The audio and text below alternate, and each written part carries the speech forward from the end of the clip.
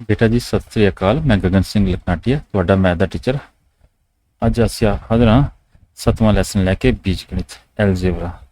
ਅੱਜ ਅਸੀਂ ਸਿਰਫ ਪਹਿਲਾ ਟੌਪਿਕ ਕਰਾਂਗੇ ਇਹਦੇ ਉਦੇਸ਼ ਦਾ, ਜਿਹੜਾ ਹੈ ਚਲਾਂ ਸੰਬੰਧੀ ਜਾਣਕਾਰੀ। ਐਕਸਰਸਾਈਜ਼ ਰਹੇਗੀ 7.1।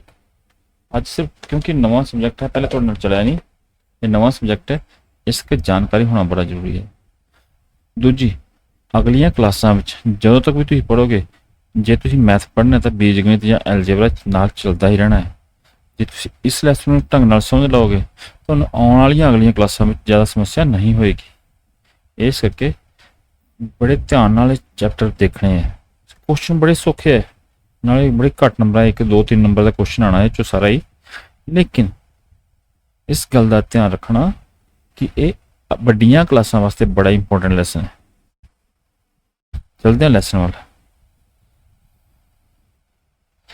ਬੀਜਗਣਿਤ, ਠੀਕ ਹੈ।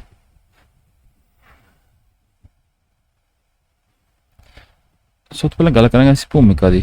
ਅਸੀਂ ਨਾ ਅੱਜ ਤੱਕ ਕੀ ਪੜ੍ਹਿਆ? ਅਸੀਂ ਪੜ੍ਹਿਆ 0 1 2 3 ਆਦਿ ਜਿੰਨੇ ਵੀ ਅੰਕ ਹਨ, ਅੰਤ ਤੱਕ ਅਣਗਿਣਤ ਅੰਕ, ਉਹਨਾਂ ਦੀ ਵਰਤੋਂ ਪੜ੍ਹੀ ਹੈ ਅਤੇ 4 ਕਿਰਿਆਵਾਂ ਪੜ੍ਹੀਆਂ। ਕਿਹੜੀਆਂ ਕਿਹੜੀਆਂ? ਜੋੜ, ਘਟਾਓ, ਗੁਣਾ ਅਤੇ ਭਾਗ। ਕਰਦੇ ਅਸੀਂ 4 ਹੀ ਕਿਰਿਆਵਾਂ ਨੇ ਅਤੇ ਗਣਿਤ ਦੀ ਇਸ ਸ਼ਾਖਾ ਨੂੰ ਅੰਕ ਗਣਿਤ ਕਹਿੰਦੇ ਨੇ। ਅਸੀਂ ਦੋ ਪਸਾਰੀ ਕਿਹੜਾ? ਇਹ ਹੋ ਗਿਆ ਵਰਗ, ਇਹ ਹੋ ਗਈ ਆਇਤ, ਇਹ ਹੋ ਗਈ ਤ੍ਰਿਭੁਜ। ਇਹ ਸਾਰੇ ਦੋ ਪਸਾਰੀ ਨੇ, ਠੀਕ ਹੈ। ਅਸੀਂ ਦੋ ਪਸਾਰੀ ਅਤੇ ਤਿੰਨ ਪਸਾਰੀ ਆਕ੍ਰਿਤੀਆਂ ਬਾਰੇ ਵੀ ਪੜ੍ਹਿਆ ਹੈ, ਜਿਨ੍ਹਾਂ ਨੂੰ ਅਸੀਂ ਜਿਆਮਤੀ ਜਾਂ ਜਿਓਮੈਟਰੀ ਕਹਿੰਦੇ ਹਾਂ। ਮੈਂ ਅੰਗਰੇਜ਼ੀ 'ਚ ਬੋਲ ਰਿਹਾ, ਜਿਓਮੈਟਰੀ ਬੋਲ ਰਿਹਾ। ਆਪਣੀ ਦੇਸੀ ਭਾਸ਼ਾ ਅਸੀਂ ਪੰਜਾਬੀ 'ਚ ਕੀ ਬੋਲਦੇ, ਜਿਓਮੈਟਰੀ ਬੋਲ ਦਿੰਦੇ ਹਾਂ, ਤੇ ਉਹ ਆਖਦੇ ਹਨ। ਇੱਥੇ ਅਸੀਂ ਅੱਜ ਗਣਿਤ ਦੀ ਇੱਕ ਨਵੀਂ ਸ਼ਾਖਾ ਬਾਰੇ ਪੜ੍ਹਾਂਗੇ, ਜਿਸ ਨੂੰ ਅਸੀਂ ਬੀਜ ਗਣਿਤ ਕਹਿੰਦੇ ਹਾਂ। ਜਿਸ ਨੂੰ ਅਸੀਂ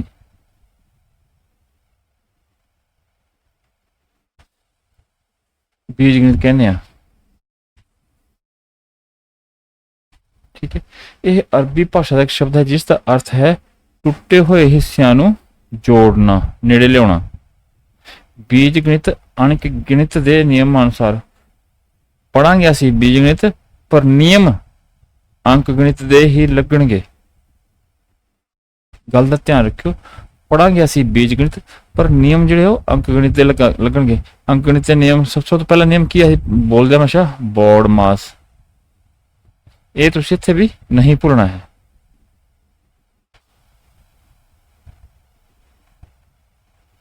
ਠੀਕ ਹੈ।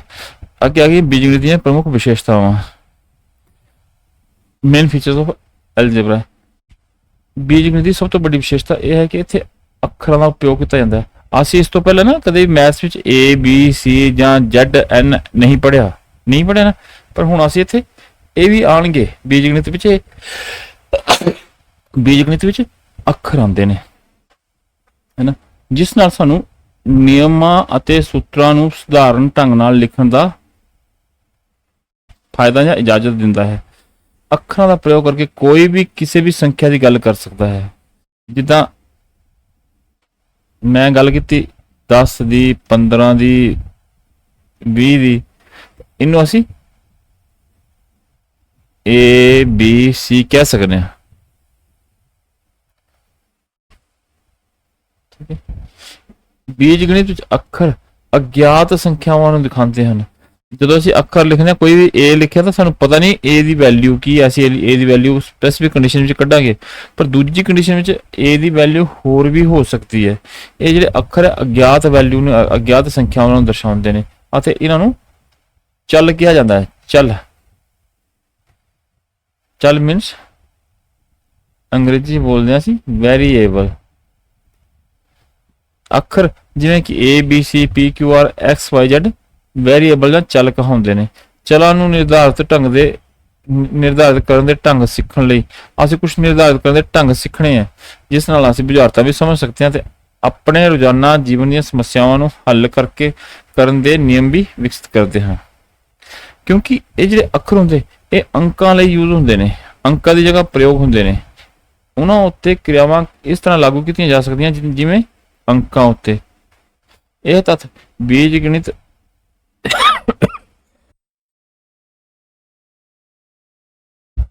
ਵਿਅੰਜਕਾਂ ਅਤੇ ਉਹਨਾਂ ਦੀਆਂ ਵਿਸ਼ੇਸ਼ਤਾਵਾਂ ਨੂੰ ਸਿੱਖਣ ਵਿੱਚ ਮਦਦ ਕਰਦਾ ਹੈ। ਤੁਸੀਂ ਅੱਗੇ ਦੇਖੋਗੇ ਕਿ ਬੀਜਗਣਿਤ ਇੱਕ ਬਹੁਤ ਹੀ ਮਨੋਰੰਜਕ ਅਤੇ ਸਮੱਸਿਆਵਾਂ ਲਈ ਉਪਯੋਗੀ ਹੈ। ਆਓ ਅਸੀਂ ਕੁਝ ਉਦਾਹਰਨਾਂ ਸਮਝਦੇ ਹਾਂ। ਪਹਿਲੀ ਉਦਾਹਰਨ ਦੇਖਦੇ ਹਾਂ। ਇਹ ਦੇਖੋ ਇੱਕ ਤ੍ਰਿਭੁਜ ਬਣੀ ਹੈ, ਮੱਝ ਸਾਹਿਬ ਜੋ ਤਿੱਲੀਆਂ ਜੋੜ ਕੇ ਇੱਕ ਤਿੱਲੀ ਜੋੜੀ, ਦੋ ਤਿੱਲੀਆਂ ਜੋੜੀਆਂ, ਠੀਕ ਹੈ। ਤਿੱਲੀਆਂ ਜੋੜ ਕੇ ਕੀ ਬਣ ਗਿਆ? ਤ੍ਰਿਭੁਜ ਬਣ ਗਿਆ। ਫਿਰ ਦੂਜੀ ਤ੍ਰਿਭੁਜ ਬਣ ਗਈ, ਇਹ ਇੱਕ ਸੀਗੀ, ਇਹ ਤੀਜੀ ਬਣ ਗਈ, ਚੌਥੀ ਬਣ ਗਈ, ਪੰਜਵੀਂ ਬਣ ਗਈ, ਛੇਵੀਂ ਬਣ ਗਈ।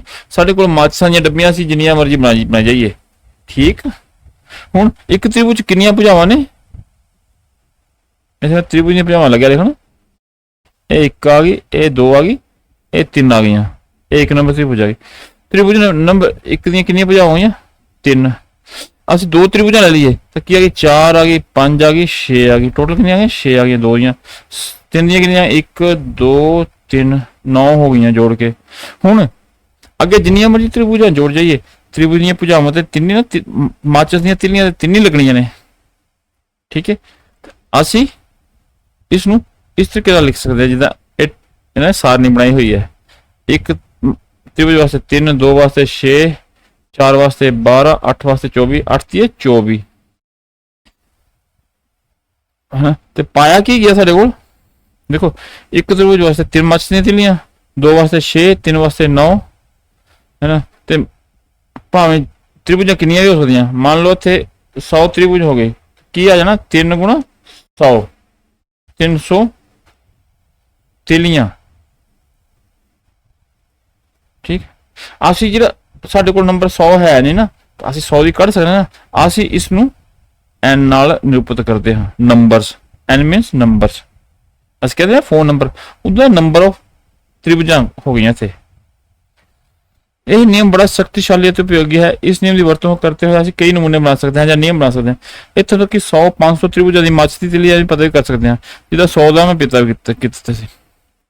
ਹੁਣ ਦੇਖੋ n ਚੱਲ ਦੀ ਇੱਕ ਉਦਾਹਰਣ ਹੈ, ਇਸ ਦਾ ਮੁੱਲ ਨਿਸ਼ਚਿਤ ਨਹੀਂ ਹੈ। n ਕਿੰਨਾ?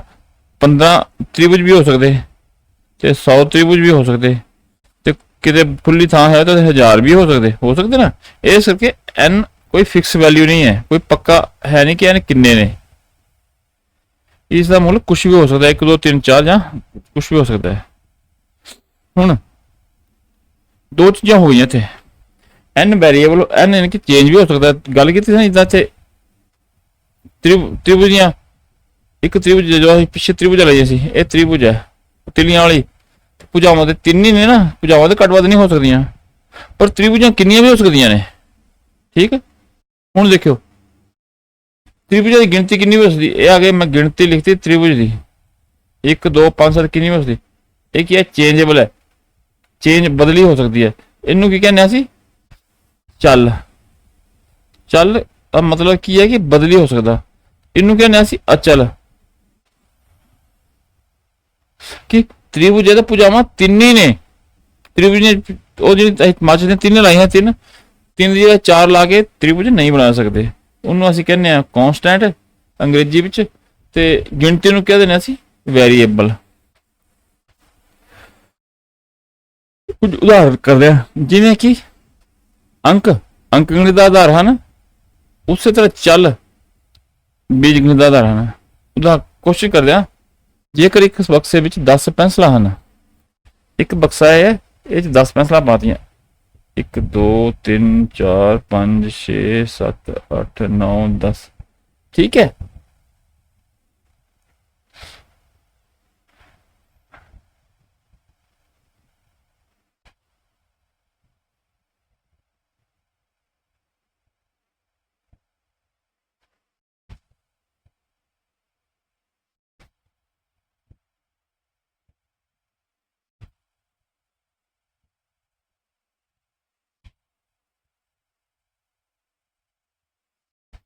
ये देखो ये 2 बक्से ले लिया सी, इत्थे ये 1 नंबर बक्सा हो गया, ये बक्सा नंबर 1 हो गया, बक्सा नंबर 2 हो गया, बक्सा नंबर 3 हो गया। ठीक है ना। ये बक्से 1 भी हो सकते, 2 भी हो सकते, 10 भी हो सकते, 50 भी हो सकते। तो एक बक्से ਵਿੱਚ ਕਿੰਨੀਆਂ ਮੈਸਲਾਂ ਨੇ? 10, 5 ਤੇ 5 10। ਦੋ ਬਕਸੇ ਕਿੰਨੀਆਂ ਹੋ ਗਈਆਂ? 10 ਨੂੰ ਅਸੀਂ 2 ਨਾਲ ਗੁਣਾ ਕਰਤਾ। 2 ਨਾਲ ਕਿਉਂ ਕੀਤਾ? ਕਿ ਬਕਸੇ ਵੀ 2 ਬਕਸੇ ਨੇ, ਉਦਾਂ ਸਾਰੀ ਗਿਣਤੀ ਵੀ ਕਰ 10 10 20 ਹੋ ਗਏ। ਠੀਕ ਹੈ, ਇਹ ਕਿੰਨੀਆਂ ਹੋ ਗਈਆਂ? 20 ਪੈਨਸਲਾਂ ਹੋ ਗਈਆਂ। ਇਹ ਤੀਜਾ ਬਕਸਾ ਆ ਗਿਆ 10, ਇਹਦੇ ਚ ਵੀ ਹੈ ਨਾ 30 ਪੈਨਸਲਾਂ ਹੋ ਗਈਆਂ। ਪਰ ਮੰਨ ਲਓ ਇੱਥੇ 10 ਬਕਸੇ ਹੁੰਦੇ ਤਾਂ ਕੀ ਕਰਨਾ ਸੀ? 10 ਨੂੰ 10 ਨਾਲ ਗੁਣਾ ਕਰ ਦੇਣੀ ਸੀ। ਪਰ ਜੇ ਮੰਨ ਲਓ ਬਕਸੇ ਸਾਨੂੰ ਪਤਾ ਨਹੀਂ ਕਿੰਨੇ ਆ, n ਨੰਬਰ ਹੋ ਗਏ, ਮਤਲਬ 50 ਨੰਬਰ ਹੋ ਗਏ, ਅਸੀਂ ਤਾਂ ਉਹਨਾਂ ਨਾਲ ਗੁਣਾ ਕਰਤੀ ਤੇ 10 n ਮਤਲਬ ਕੀ ਹੋ ਗਿਆ? 10 ਨੂੰ n ਨਾਲ ਗੁਣਾ ਹੋ ਗਏ। ਦੋ ਬਕਸਿਆਂ ਵਿੱਚ 20 ਪੈਨਸਲਾਂ, 3 ਚ 30 ਹੋ ਗਈਆਂ। n ਬਕਸੇ ਚ ਕਿੰਨੀਆਂ ਹੋ ਗਈਆਂ? 10 ਨੂੰ n ਨਾਲ ਗੁਣਾ ਹੋਈ, 10n ਹੋ ਗਿਆ।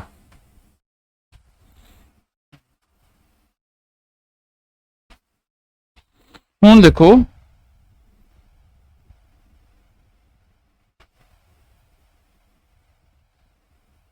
ਇੱਕ ਸਕੂਲ ਵਿੱਚ ਪ੍ਰਾਰਥਨਾ ਦੇ ਲਈ ਇੱਕ ਪੰਕਤੀ ਵਿੱਚ 15 ਬੱਚੇ ਖੜੇ ਹੁੰਦੇ ਨੇ। ਇਹ ਅਸੀਂ ਬੱਚੇ ਬਣਾ ਲਏ।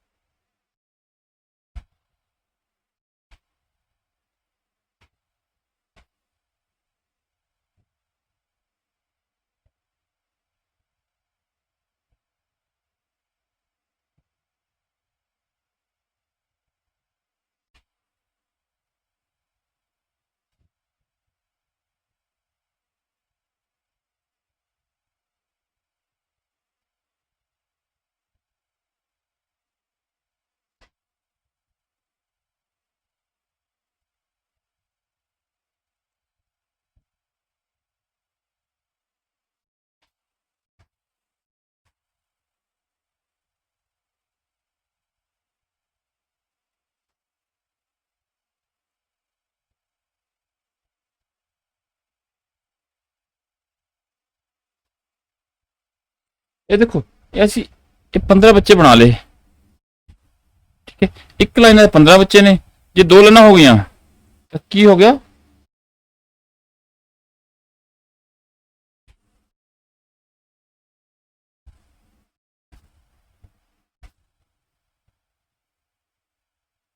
ਬੱਚੇ 30 ਹੋ ਗਏ।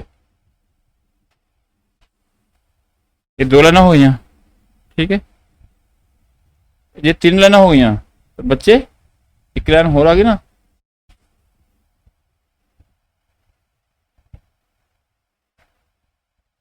ਇਹ ਦੇਖੋ, ਇਹ ਇੱਕ ਲਾਈਨ ਹੋ ਗਈ, ਇਹ ਪਹਿਲੀ ਲਾਈਨ ਹੋ ਗਈ, ਇਹ ਦੂਜੀ ਲਾਈਨ ਹੋ ਗਈ, ਤੀਜੀ ਲਾਈਨ ਹੋ ਗਈ। 15 ਤੱਕ ਬੱਚੇ ਨੇ। ਬੱਚਿਆਂ ਦੇ ਚਿਹਰੇ ਬਣਾਏ ਆ, ਬੱਚੇ ਖੜੇ ਆ ਗੋਲੇ ਦੇ ਅੰਦਰ। ਠੀਕ ਹੈ, ਇੱਕ ਲਾਈਨ ਚ 15 ਬੱਚੇ, 2 ਚ 30 ਹੋ ਗਏ। ਗਿਣਤੀ ਕਰੋਗੇ 2 ਕੀ ਹੋ ਗਿਆ? 15 ਗੁਣਾ 2, ਇਹ 15 ਹੋ ਗਏ। ਦੂਜੀ ਲਾਈਨ ਚ ਕੀ ਹੋ ਗਿਆ? 15 ਗੁਣਾ 2, ਇਹ 15 ਨੇ, ਇਧਰ ਨੂੰ 2 ਹੈ। ਤੀਜੀ ਚ ਕੀ ਹੋ ਗਿਆ? 15 ਗੁਣਾ 3। ਮੰਨ ਲਓ ਇੱਥੇ x ਲਾਈਨਾਂ ਨੇ, ਸਾਨੂੰ ਪਤਾ ਨਹੀਂ ਕਿੰਨੀਆਂ ਲਾਈਨਾਂ ਨੇ। x ਲਾਈਨਾਂ ਮੰਨ ਲਓ 20 ਲਾਈਨਾਂ ਹੋਈਆਂ, 50 ਲਾਈਨਾਂ ਹੋਈਆਂ, ਸਿੱਧਾ ਹੀ 15 ਨੂੰ x ਨਾਲ ਗੁਣਾ ਕਰ ਦੇਣੀ ਹੈ। ਉਨੀਆਂ ਲਾਈਨਾਂ ਆ ਗਈਆਂ, ਉੱਤਰ ਕੀ ਆ ਗਿਆ? 15x। ਵਿਦਿਆਰਥੀਆਂ ਦੀ ਸੰਖਿਆ ਗੁਣਾ ਪੰਕਤੀਆਂ ਦੀ ਸੰਖਿਆ। ਠੀਕ ਹੈ, ਹੁਣ ਅਗਲਾ ਕੁਐਸਚਨ ਇੱਕ ਹੈ, ਇੱਕ ਟੈਲੀਫੋਨ ਸੈੱਟ ਦੇ ਉੱਤੇ 16 ਬਟਨ ਨੇ। ਅਸੀਂ ਫਿਰ ਬਟਨ ਬਣਾ ਲੈਣੇ ਆ, ਰੈਡ ਕਰਨ ਨਾਲ ਬਣਨਾ। ਇਹ ਹੋ ਗਿਆ।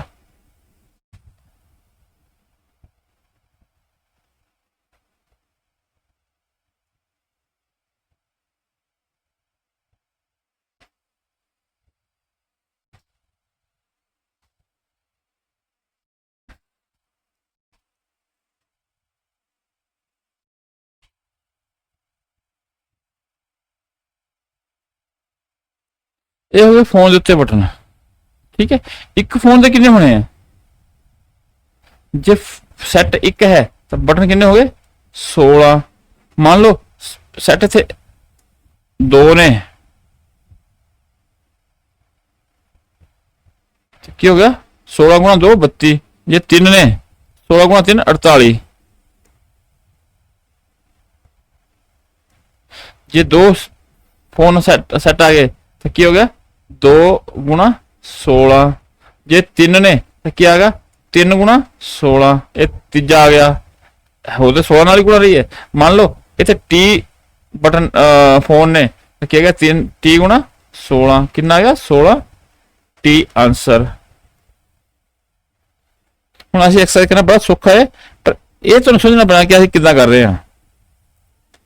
पहला क्वेश्चन हेठा दित्तियां माचिस दीयां तिलियां दे n नमूने बनाने लई किन्ने नमूने बनाने n नमूने, मतलब कि जिन्नियां तिलियां ने उन्होंने n नाल गुणा करनी है। ठीक है, पहला की पहला अखर टी का नमूना 1 2 दो तिलियां ने तो क्या आ गया 2n, इसका मतलब कि एक बार है इसे इमेज ਨੂੰ 2 बार 3 बार 10 बार बनावांगे ना, सीधा दो इमेज का नंबर लिख देना सी। जिदा मान लो 10 ਇਹੋ ਜਿਹੇ टी बने आ तो क्या गया 10 गुणा 2 गुणा 10, 10 गुणा 2 या 10 गुणा 2 गुणा 10 कितना गया 20, एक दिन आ गए 10 दिन आ गए, पर वो n कितना भी हो सकता है। अखर ई का नमूना हुण इत्थे की है 1 2 3 ते 4 की आ गया 4n। अखर f का नमूना किन्नियां तिलियां ने 1 2 3 3n, इत्थे सी बनया 1 2 3 3n, 10 सी आ गया n की जगह 10 हो गया, 10 में 3 नाल गुणा हो गई 30 हो गया।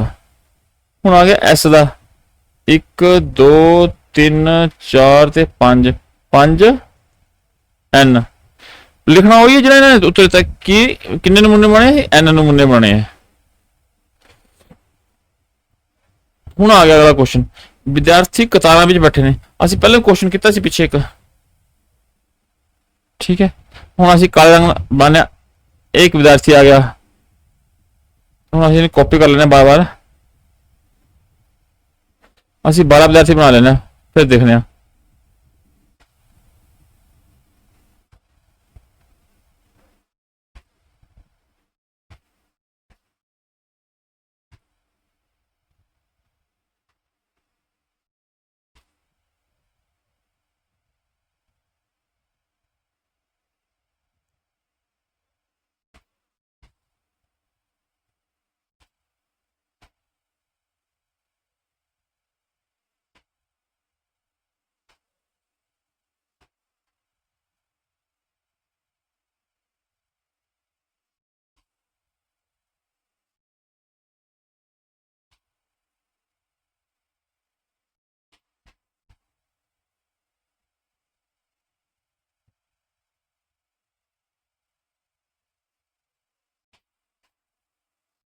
ये 12 विद्यार्थी क्लैंच हो गए। ठीक है, कितनी लाइना दसिया ने n लाइना, मान लो पहले ए एक लाइन हो गई, पेपर जो लाइना बनाने की लोड़ है नहीं, तुम समझाने वास्ते लाइना खिंच रहा मैं।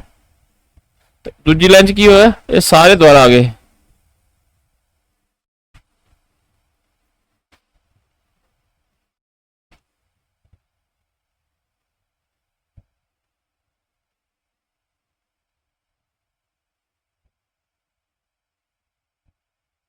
पर जो n लाइना ने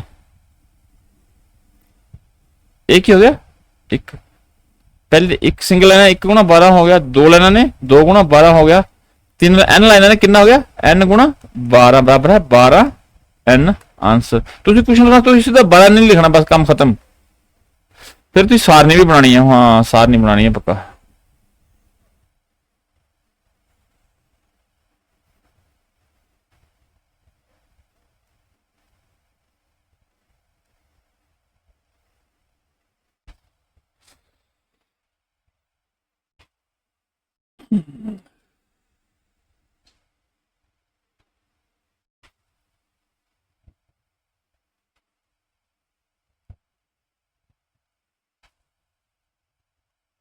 पंक्तियां दी संख्या कितनी है 1 2 3 n, इत्थे है बच्चियां दी संख्या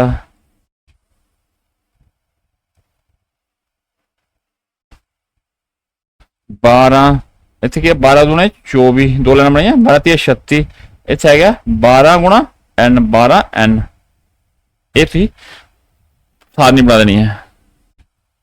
हुण अगला क्वेश्चन, एक विद्यार्थी अध्यापक एक विद्यार्थी को 3 पेंसिलां दिंदा है, एक विद्यार्थी ने 3 पेंसिलां देतियां ठीक है।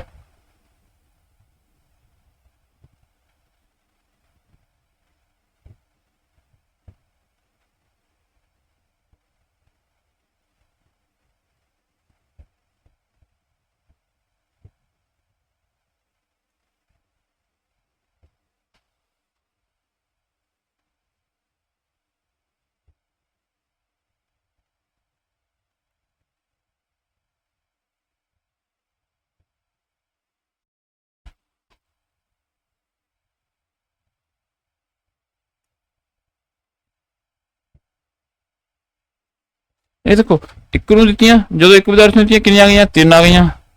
ਦੋ ਨੂੰ ਦਿੱਤੀਆਂ ਤਾਂ 6 ਹੋ ਗਈਆਂ, 3 ਨੂੰ ਦਿੱਤੀਆਂ 9 ਹੋ ਗਈਆਂ। ਤੇ ਕੀ ਆ ਗਿਆ 3 ਗੁਣਾ 1, ਪੈਨਸਲਾਂ 3 ਨੇ ਵਿਦਿਆਰਥੀ 1 ਹੈ। 3 ਗੁਣਾ 2, ਪੈਨਸਲਾਂ 3 ਨੇ ਵਿਦਿਆਰਥੀ 2 ਨੇ। 3 ਗੁਣਾ 3, ਪੈਨਸਲਾਂ 3 ਨੇ ਵਿਦਿਆਰਥੀ 3 ਨੇ। 3 ਗੁਣਾ a ਕਿੰਨਾ ਹੋ ਗਿਆ 3a आंसर। ठीक है, इस इन्ना समझाने वास्ते करें तो सीधा 3a लिखना है, इन्ना लिखना 3 गुणा a लिखना है 3a। लिखने का तरीका, क्वेश्चन करने का तरीका, एक विद्यार्थी नूं पेंसिलां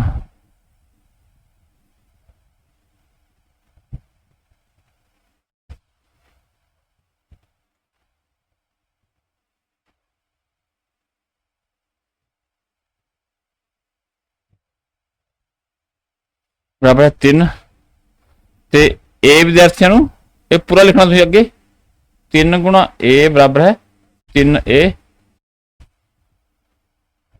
इत्थे दे अगे आंसर लिख देना बस। ये तुहानूं सारा समझाने वास्ते लिखिया मैं, ये जिहड़ा बनाया समझाने वास्ते बनाया। पिछले क्वेश्चन भी सेम ही है, इत्थे सार नहीं बननी है, कल्ली सार नहीं बननी है, कुछ नहीं करना है।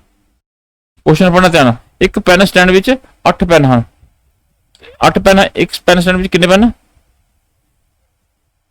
पेन स्टैंड विच पेन बराबर है 8। ठीक है, एक पेन की कीमत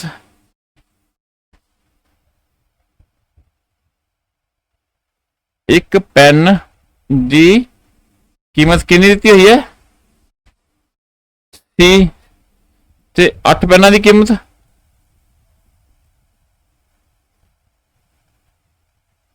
बराबर है 8 गुणा सी बराबर है 8c आंसर। अगला क्वेश्चन, गुरलीन बिंदुओं को जोड़ के एक चित्र बना रही है। इतने असं मान लें इधर एक चित्र बना रही है, ये चित्र बन रहा, चित्र बनाने 5 बिंदु जोड़ने पैने, इधर उन्हें 5 बिंदु जोड़ ले।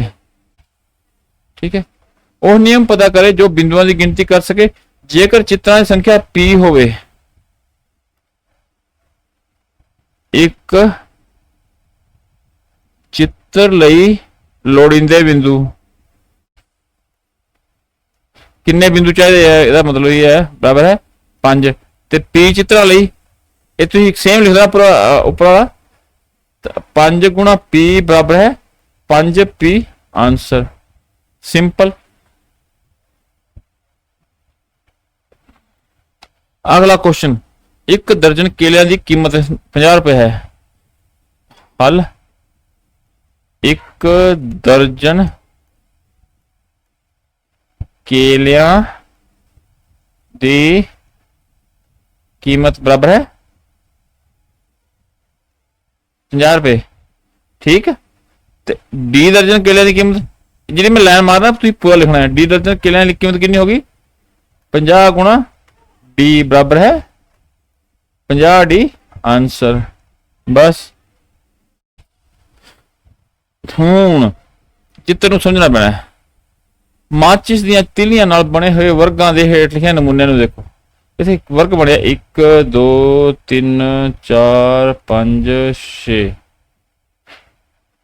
दो लागवे वर्गां विच एक सांझी माचिस दी तिली होने करके वर्ग वख नहीं है। हुण देखो ध्यान दिओ, ये वर्ग कल्ला पूरा कंप्लीट है, ये वर्ग कंप्लीट इत्थे होया, इत्थे घट गई, इत्थे कंप्लीट होया, ये घट गई, ये घट गई।